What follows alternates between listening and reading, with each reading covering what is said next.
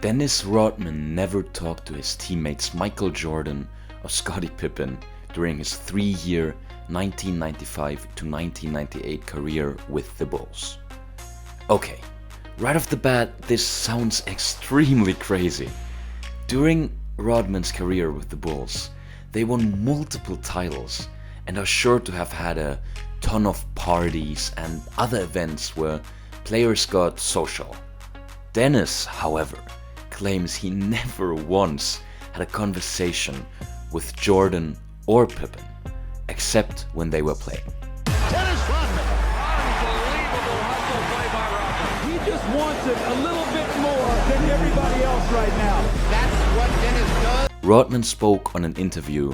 I felt it was important for me to go out there and win. I didn't have a job to talk to people.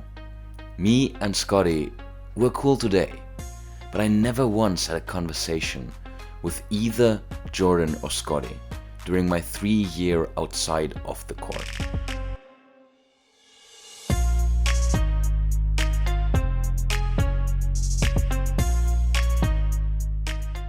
Still seems crazy, but let me tell you why this isn't necessarily as unlikely as you think. First of all, this is Rodman we're talking about, so take any of his claims with a grain of salt. However, neither Michael or Scottie have denied these claims. Nowadays, you might know Dennis Rodman as the tatted, pierced party animal, which, well, he is. After his NBA career, he has, like many of the most legendary NBA players, had an eventful career as an entertainer and entrepreneur. Dennis Rodman's career, however, hasn't been as straightforward as, for example, Shaq's or Michael Jordan's business ventures.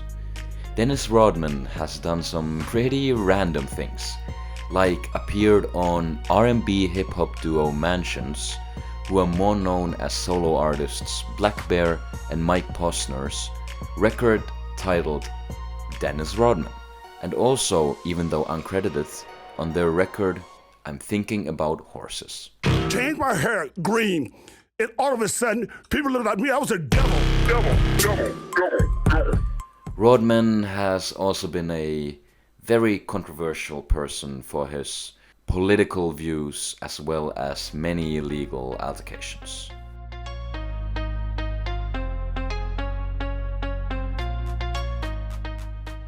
Before Rodman became who he is today, he played for the Pistons in Detroit during the late 80s.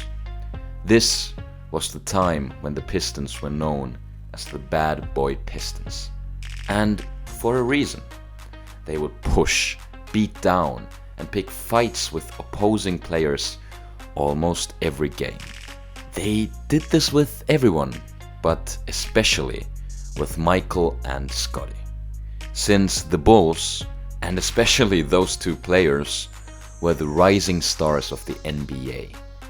As a result of this, the Pistons, and especially Rodman, would push around and beat Michael and Scottie. Now, what does this have to do with Rodman not talking with his teammates? Well, we'll get back to that.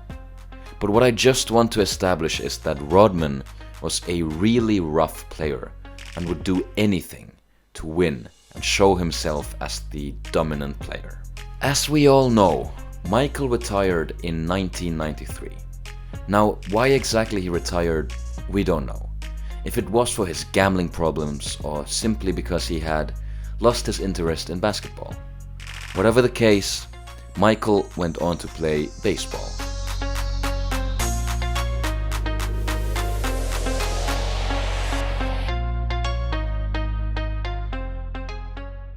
What did Rodman do during this time?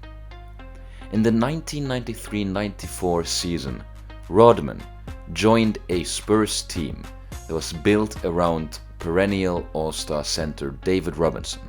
On the hardwood, Rodman now was played as a power forward and won his third straight rebounding title, averaging 17.3 boards per game. along with another all-defensive team call-up. Living up to his promise of killing the shy imposter and being himself instead, Rodman began to show first signs of unconventional behavior. Before the first game, he shaved his hair and dyed it blonde, which was followed up by stints with red, purple, blue hair and a look inspired from the film Demolition Man. During the season, he headbutted Stacey King and John Stockton, refused to leave the hardwood once after being ejected, and had a highly publicized 2-month affair with Madonna. The only player to whom Rodman related was reserve center Jack Haley, who earned his trust by not being shocked after a visit to a gay bar.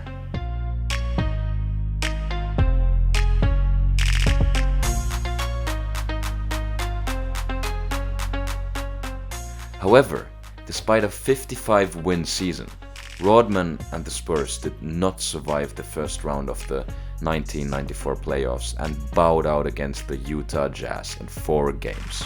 In the following 1994-95 season, Rodman clashed with the Spurs front office. He was suspended for the first 3 games, took a leave of absence on November 11th, and was suspended again on December 7th.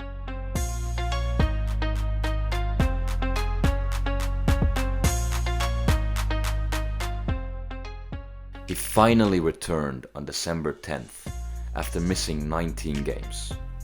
After joining the team, he suffered a shoulder separation in a motorcycle accident, limiting his season to 49 games. Normally, he would not have qualified for any season records for missing so many games, but by grabbing 823 rebounds, he just surpassed the 800 rebound limit for listing players and won his 4th straight rebounding title by averaging 16.8 boards per game.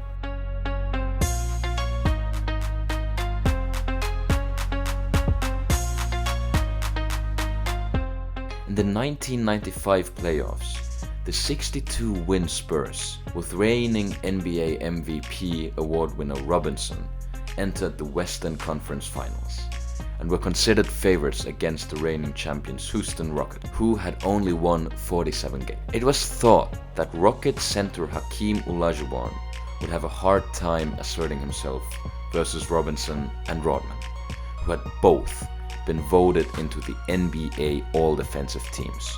However, neither Robinson nor Rodman, who had disrupted a playoff game against the Lakers by sitting down on the court, could stop Olajuwon. After this, when Jordan came back to the NBA, the Bulls were looking for someone. They knew exactly what they wanted, but not who they wanted. After a lot of consideration, however, Rodman seemed to be the guy the Bulls management came back to every time. Prior to the 1995-1996 season, Rodman was traded to the Chicago Bulls to fill a large void at power forward left by Horace Grant, who left the Bulls prior to the 1994-1995 season. Considering Rodman's history with the Pistons, which made him already disliked with people like Michael and Pippen, is it really that hard to imagine that he never had a conversation with either one? Additionally, Rodman was a player that focused purely on winning.